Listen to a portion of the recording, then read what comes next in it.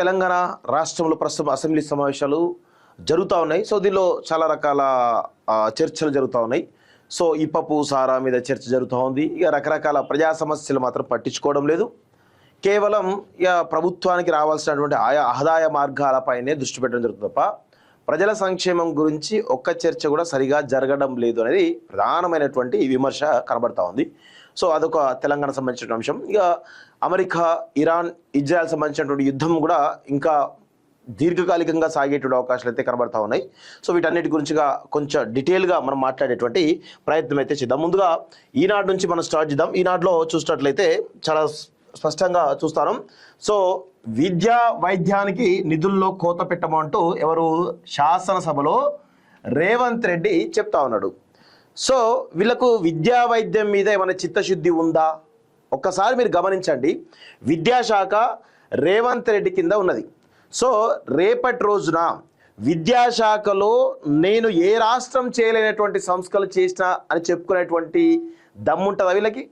ఇప్పుడు విద్యలో సంస్కరణలు తీసుకొచ్చిరంటే అది 100కు 100% ఎవరు అవునన్నా కాదన్నా విభేదించినా కానీ ఢిల్లీలో ఆమ్ ఆద్మీ పార్టీ చేసింది విద్య, వైద్యం రెండు ప్రధానంగా. సో ఇక్కడ పక్కన ఉన్నటువంటి ఆంధ్రప్రదేశ్ రాష్ట్రంలో గత ప్రభుత్వం ఉన్నటువంటి జగన్మోహన్ రెడ్డి కూడా విద్య పైన అనేకమైనటువంటి ఒక విప్లవాత్మకమైనటువంటి సంస్కరణలు తీసుకొచ్చేసి అక్కడ ఎడ్యుకేషన్ సిస్టమ్ మొత్తం కూడా బాగు చేయడం జరిగింది. సో ఇది అందరికీ కూడా తెలుసు. సో అలాంటి ప్రణాళికలు రేవంత్ రెడ్డి చేస్తున్నాడా? ఇప్పుడు ముఖ్యమంత్రి దగ్గరనే విద్యాశాఖ ఉన్నది, చేస్తున్నాడా అని అడుగుతున్నాం. సో ఇంకేమంటాడు? విద్యా వైద్యానికి నిధుల్లో కోత పెట్టమంటాడు. మరి విద్యారంగానికి సంబంధించి ఏవైతే ఫీజు రింబర్స్మెంట్ ఉందో దాదాపు 1000 కోట్ల బకాయిలు పెండింగ్లో ఉన్నాయి. ఇక్కడ రేవంత్ రెడ్డి శాసనసభ వేదిక ఏం చెప్తున్నాడు? నిధుల్లో కోత పెట్టమని చెప్తున్నాడు. మరి ఫీజు రింబర్స్మెంట్లో కోత పెట్టి అనేక మంది విద్యార్థుల, లక్షలాది మంది విద్యార్థుల జీవితాలను ఆగం చేస్తున్నారు కదా రేవంత్ రెడ్డి. సో మీరు ఫీజు రింబర్స్మెంట్ ఉంచుతారా, తీసేస్తారా? ఉంచితే కట్టండి, తీసేస్తే మొత్తం తీసేయండి. ఇప్పుడు మీరు ఫీజు రింబర్స్మెంట్ ఉన్నది, ఆ స్కీమ్ ఉన్నదని చెప్పేసి పేద ప్రజలందరూ కూడా డిగ్రీలు చేసే వాళ్ళు సరే ఇంజనీరింగ్ పోతే మనం కొంచెం ఎదుగుతాం ఎందుకంటే ఫీజు రింబర్స్మెంట్ వస్తుందని చెప్పేసి వాళ్ళు ఇంజనీరింగ్ కానీ రకరకాల కోర్సుల్లో జాయిన్ అయ్యారు. మీరేం చేస్తున్నారు? మీరు స్కీమ్ పెట్టేసి ఆ ఫీజులను ఆ కాలేజీ యాజమాన్యం చెల్లించకపోగా కాలేజీ యాజమాన్యం ఏం చేస్తున్నాయి? సర్టిఫికేట్ ఇవ్వకుండా ఇలా అనేక రకాలుగా ఇబ్బందులు పెడతా ఉన్నాయి. మరి విద్యారంగంలో కోతలు పెట్టమని చెప్తున్నటువంటి రేవంత్ రెడ్డి మరి ఫీజు రింబర్స్మెంట్ విషయంలో ఏం చేస్తున్నట్టు అని మేము అడుగుతున్నాం. సో కాలేజీలు నిరవధికంగా బంద్ చేస్తామని చెప్పి కూడా చాలా స్పష్టంగా చెప్పిండ్రు కదా. ఏదో అక్కడ పైన వాళ్ళు బెదిరించే కార్యక్రమం చేస్తున్నారు తప్ప వేరే ఏం లేదు ఇక్కడ. సో రేవంత్ రెడ్డి ఏం చేస్తున్నాడంటే శాసనసభలో కానీ బహిరంగ సభలో కానీ చెప్పేది ఒకటి, ఆచరణలో మాత్రం చూపేది ఇంకొకటి కనబడతా ఉంది. సో ఇప్పుడు వైద్యం విషయానికి వద్దాం. వైద్యంలో కూడా కోత పెట్టమని చెప్తున్నాడు కదా, వైద్యం విషయానికే వద్దాం.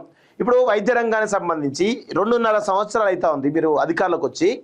మీరు తీసుకొచ్చినటువంటి విప్లవాత్మకమైనటువంటి మార్పులు ఏంటి అని మేము అడుగుతున్నాం, స్పష్టంగా అడుగుతున్నాం. చెప్తారా? ఏవో పైన ఊకదుంపుడు ప్రసంగాలు కాదు. మీరు వరంగల్లో గత ప్రభుత్వంలో ఉన్నటువంటి కేసీఆర్ ఏదైతే ఎంజిఎం కడుతున్నాడో దాన్ని ఇంతవరకు కేసీఆర్ దాదాపు ప్రారంభించే అప్పుడు ఆయన ప్రారంభించే 2 సంవత్సరాలు 2.5 సంవత్సరాలు అవుతా ఉంది. మీరు వచ్చి 2.5 సంవత్సరాలు అవుతుంది. దాదాపు అంటే ఒక ఆసుపత్రిని కట్టడానికి 5 సంవత్సరాల పైగా టైం పట్టింది. ఇక్కడ టిమ్స్లు కడుతూ ఉన్నారు, ఎర్రగడ్డ దగ్గర అక్కడక్కడ టిమ్స్ కడుతూ ఉన్నారు. మరి వాటి పరిస్థితి ఏందని అడుగుతున్నాం. ఇంతవరకు 2.5 సంవత్సరాలు అవుతుంది. కనీసం వాటిని ఓపెన్ చేద్దామనేటువంటి సోయి కూడా లేకుండా మీరు పరిపాలన ఇస్తున్నారు కదా.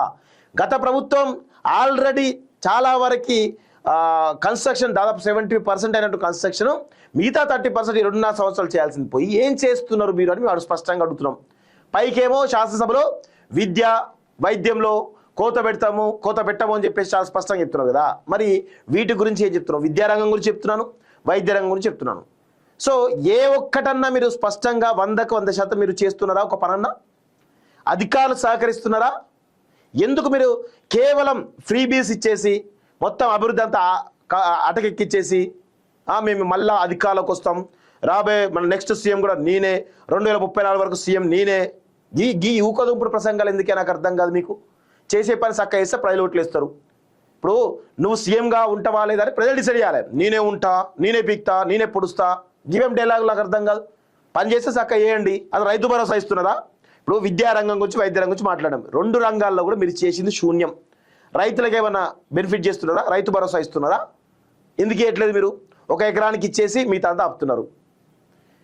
ఏ రంగం మీద మీరు స్పష్టమైనటువంటి పని చేస్తున్నారు? ఒక్క రంగం పేరు చెప్పండి. మూసి రివర్ డెవలప్మెంట్ ప్రాజెక్ట్ అని చెప్పేసి అది అటకెక్కించేది, ఆ తర్వాత ఫ్యూచర్ సిటీ అది అటకెక్కుతా ఉన్నది. ఎవడన్నా భూములు ఏమైనా సిద్ధంగా ఉన్నాడా? 30,000 ఎకరాలు అని చెప్పేసి రియల్ ఎస్టేట్ ద్వారా ఏం లేదు. కేసీఆర్ హయాంలో పెండింగ్లో ఉన్నటువంటి ఈ భూదందాలు ఏవైతున్నాయో వాటిని క్లియర్ చేసుకోవడానికి మాత్రమే మీ ముఖ్యమంత్రి పీఠం ఉన్నది తప్ప ప్రజల కోసం సేవ చేద్దామనేటువంటి కనీసమైనటువంటి సోయి కూడా లేదు మీకు. మీకు పరిపాలన రాదు, పరిపాలన చేత కాదు, అధికారులతోటి ఎలా పనిచేయించుకోవాలో కనీసమైనటువంటి మినిమం అవగాహన కూడా లేనటువంటి చాతగాని చావగాని ముఖ్యమంత్రి ఎవరు ఉన్నారు ఈ దేశంలో, ఈ ప్రపంచంలో అంటే అది కేవలం రేవంత్ రెడ్డి మాత్రమే. గతంలో కేసీఆర్ ఉండే, కేసీఆర్ను మించి రేవంత్ రెడ్డి అయ్యిండు అంతే తప్ప మీరు చేసినటువంటి పరిపాలన శూన్యం అనేది చాలా స్పష్టంగా కనబడతా ఉంది. సో ఇక్కడ చూడండి ఏమంటుండే, ఇక్కడ అవసరమైతే మరిన్ని నిధులు ఇస్తాం. ఇయ్యి కదా, ఉన్నాయి కదా, నీ ఖజానాలో ఫుల్ డబ్బులు ఉన్నాయి కదా, చూద్దాం. ఏం లేదు, అంతా ఊకదుంపుడు ప్రసంగాలు తప్ప ఏం లేదు ఇక్కడ. సో గత 27 నెలల్లో పేదల చికిత్సలకు 4,500 కోట్లు వెచ్చించాం అంటే ఈ లెక్కలు బంద్ చేయాలి. మీరు ఈ లెక్కలు బంద్ చేయాలి. మీరు ఈ పేదల చికిత్స కోసం ఆరోగ్యశ్రీ అంటూ అవన్నీ ముచ్చట్లు బంద్ చేయాలి. అది ఆరోగ్యశ్రీ మీ పథకం కాదు. మీరు సరే మీ ప్రభుత్వం దాన్ని పర్ఫెక్ట్గా ఇంప్లిమెంట్ చేస్తే ప్రజలు ఖచ్చితంగా అప్రిషియేట్ చేస్తారు, అందులో నో డౌట్. కానీ మేము అంత వెచ్చించాం ఇంత వెచ్చించాం ఇవన్నీ పుంకరాలు పోకండి దయచేసి. సో ప్రభుత్వ ఆసుపత్రులు బలోపేతం చేస్తాం అంటే 2.5 సంవత్సరాల తర్వాత సోయికి వచ్చిరా ప్రభుత్వ ఆసుపత్రులు బలోపేతం చేస్తామని చెప్పేసి. అంటే మీరు ఇప్పుడు బలోపేతం చేస్తా అంటారు, ఇప్పుడు దాని యొక్క గైడ్లైన్స్ మొత్తం ప్రిపేర్ కావడానికి ఇంకో సంవత్సరం పడుతుంది, దానికి బడ్జెట్ అని ఇంకొక 6 నెలలు పడుతుంది. ఆ లోపు మీరు పోతారు, అయిపోతుంది. మీరు ఎప్పుడైతే ముఖ్యమంత్రి పీఠం ఎక్కినరో ఆ మంత్రులు ఎవరైతే వైద్య శాఖ మంత్రి ఎక్కిరో మొదటి రోజు నుంచే ఈ వైద్య శాఖలో విప్లవాత్మక మార్పులు తీసుకొద్దాం, విద్యాశాఖలో విప్లవాత్మక మార్పులు తీసుకొద్దాం, దీనికి తగినటువంటి సరైనటువంటి నిధులు బడ్జెట్ కేటాయిద్దామంటే సోయి మొదటి నుంచి ఉండాలి. 2.5 సంవత్సరాల తర్వాత ప్రభుత్వ ఆసుపత్రులను బలోపేతం చేస్తాం. ఏం బలోపేతం చేస్తావో చెప్పు ఒకసారి. నీకు అవగాహన ఉందా? అసలు రేవంత్ రెడ్డికి కనీసం అవగాహన ఉందా వైద్యం మీద? ఏ ఏ ఏ ఏ ఏ డిపార్ట్మెంటు ఏంది దానికి కనీసమైన అవగాహన ఉంటుందా రేవంత్ రెడ్డికి? ఎంతసేపు భూముల పంచాయతీలు కావాలి, ఆ భూములు క్లియర్ చేసుకోవాలి, హెచ్ఎండి పర్మిషన్స్ అనుమతులు ఇవ్వాలి, దానిలో కమిషన్లు దొబ్బాలి, గివ్వి తప్ప ఏమన్నా చేసిరా మీరు ఈ 2.5 సంవత్సరాల్లో? వైద్య అధికారులపై పరిపాలన భారం లేకుండా చూస్తామని వెల్లడి. ఆసిఫాబాద్ లేదా మరో జిల్లాలో 2న సీఎం గ్రామ సభ అంటూ చూస్తాను. సో రాష్ట్రంలో పేదలకు విద్య వైద్యం తమ ప్రభుత్వానికి అత్యంత ప్రాధాన్య అంశాలని, వాటికి ₹1 కూడా కోత విధించబోమని, అవసరమైతే మరిన్ని నిధులు కేటాయిస్తామని ముఖ్యమంత్రి రేవంత్ రెడ్డి స్పష్టం చేశారు. గత 27 నెలల్లో పేదల వైద్యం కోసం 4,500 కోట్లు చెల్లించామన్నారు. ఆరోగ్యశ్రీకి బకాయిల సమస్య గత ప్రభుత్వ నిర్వాహకమేనని, వాటిని చెల్లిస్తూనే ఎప్పటికప్పుడు నిధులు విడుదల చేస్తున్నామన్నారు. వైద్య రంగంలో రాష్ట్రాన్ని ఆదర్శంగా తీర్చిదిద్దామని, శాఖలో సంస్కరణలు తీసుకురాబోతున్నామని, సూపరింటెండెంట్లు ఇతర అధికారులపై పరిపాలన భారం లేకుండా చేస్తామన్నారు. విదేశాల్లో ఉన్న మన వైద్యుల సేవలను రాష్ట్రంలో వినియోగించుకుంటామని తెలిపారు. గురువారం శాసనసభలో ప్రశ్నోత్తర సమయంలో వైద్య ఆరోగ్య శాఖపై జరిగిన చర్చలో సీఎం మాట్లాడారంటూ చూస్తాను. సో ఇది రేవంత్ రెడ్డి యొక్క పరిస్థితి. మీరు చేసిన కొన్ని పనులు మంచిగా ఉన్నాయి, లేవని నేను చెప్పట్లేదు, కానీ మీరు ప్రధాన ఎజెండాగా విద్యా వైద్యం పెట్టుకోలేదు. అది మాకు తెలుసు క్లియర్గా, తెలంగాణ సమాజానికి కూడా క్లియర్గా అర్థమవుతోంది.